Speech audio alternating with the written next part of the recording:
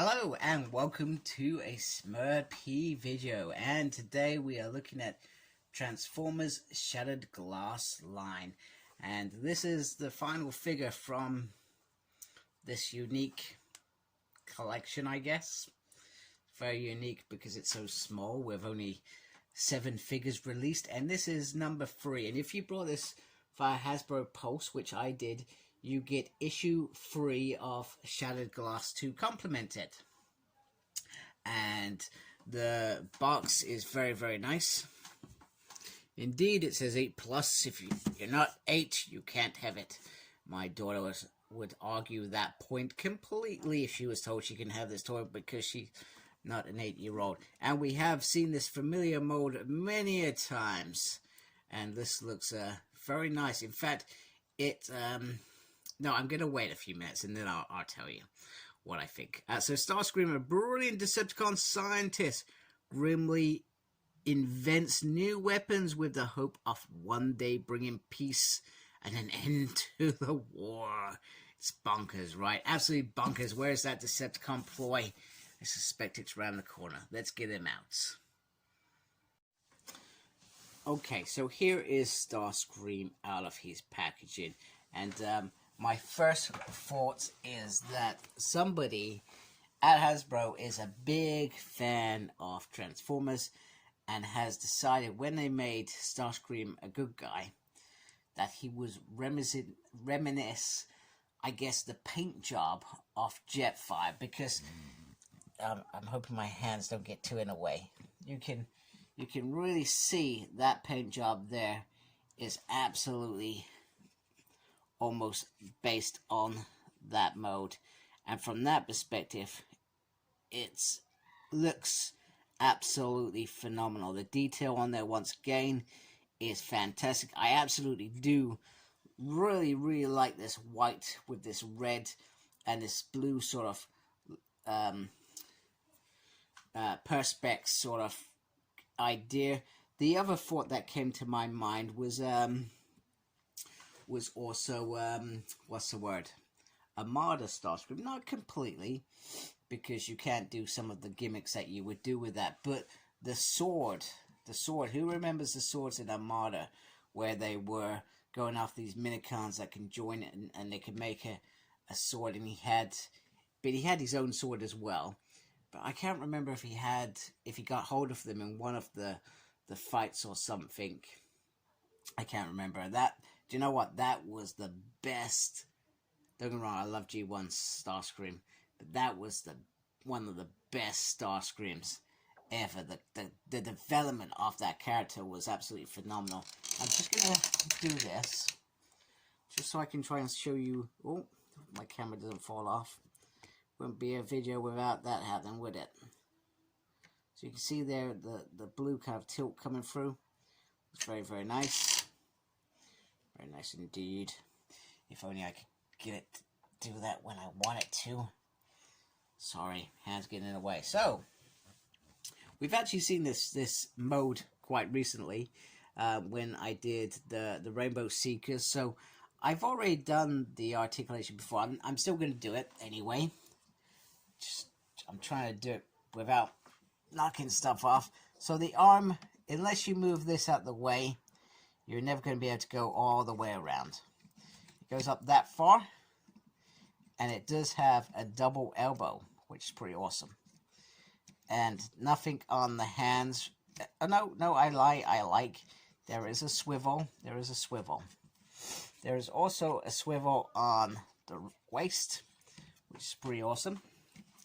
And the head can go all the way around and around, except you only see my thumb. Goes up, very minimal movement there. Can do the hokey pokey and the fall splits. Don't ask me why I started singing. No idea. Then he has a swivel there, which is nice. A swivel on up there, which I forgot to mention. You do get a swivel there. And then we have the knee bend, which is restricted by this part here. And pretty much there is minimal tilt there as well, and nothing on the lower. So articulation is definitely there. Let's get him transformed so we can have a look at how that alt mode has changed, etc.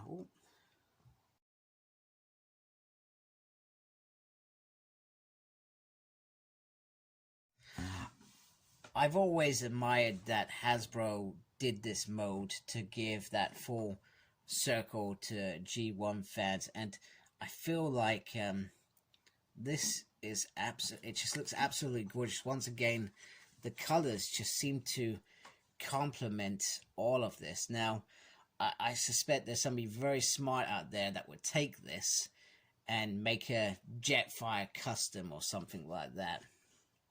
But it's not me, by the way. I can never do that. But the detail absolutely stands out on this. Okay, it's got junk underneath. Who doesn't like a bit of junk? But I feel like it looks absolutely phenomenal. And the addition of the swords, and they could have easily been a disappointment in terms of how they fit in with this figure, but they are not. They just seem like they just fit in next to the guns, just firing down like, you know, super energy blasters or something, or you can scrape your enemy as you're going along. I don't know. I'm sure if I was 20 years younger, maybe a bit older, maybe a bit more, otherwise I'm going to still be 18. Yeah, 18. I would have been 18. Anyway, you know my age now. Happy birthday. Not till later in the year, thank goodness. Then I started heading towards that dreaded 40. We've gone off subject anyway. So like I said, me 20 years, actually 20 years ago, I would have still got some Transformers that I messed about. I'm not ashamed of that at all. Hence why I collect now, because I'm a big geek and I still enjoy playing with them. But I would have really enjoyed this. This would have been an awesome piece that I would have loved using and doing it. So although I'm grateful that they're now, because I can afford this stuff now, a part of me wishes that if I had this stuff growing up as a kid, think how lucky I would have been. And that's probably why it's so sad that a lot of these children that grow up don't use their imagination like perhaps us grown men and women that were born in the 80s, the 90s would have done, you know. And my kids, you know, I used to get them really nice toys. Even now, you know, my youngest, she's got some Marvel Legends, she's got Power Ranger Morphe, she's got all her laugh out loud stuff, etc. But sometimes I have to tell her, let's go play, because she'll want to watch YouTube or do other things. And it's sad, isn't it? I feel very, very sad. So from my perspective, that I feel as parents, we have a duty to encourage those things as well. You know, it's why me and my wife, you know, we take our kids out. You know, we get like, let's go for a walk, let's go for a bike ride, we're gonna go explore somewhere, etc. You know, we do that stuff, because otherwise these kids will live like their whole entire adult life not doing these fun things and just be stuck to their phones. Anyway, I've got this to upload and to start sharing and doing lots of stuff online. So thank you for watching. I'm just gonna wrap it up in the robot mode anyway. And but I really do hope you've enjoyed this on mode like I have. So here he is holding the two swords separate. I can't remember if I showed you that earlier in the channel show. I really like this figure. I feel like he's gorgeous. I like the homage to G1. I feel like the red, blue, and the white and the black, they all seem to complement each other. And I love the little Decepticon sign there as well. It does look very, very nice. It is an amazing figure, and definitely worth buying. I guess one thing is that head sculpt is the LED lighting is frustrating, I guess, but hey, it doesn't matter. It doesn't matter in my mind anyway. So thank you for watching. Please support my channel by subscribing. Make sure you take care of yourself and embrace the geekiness. Goodbye, folks.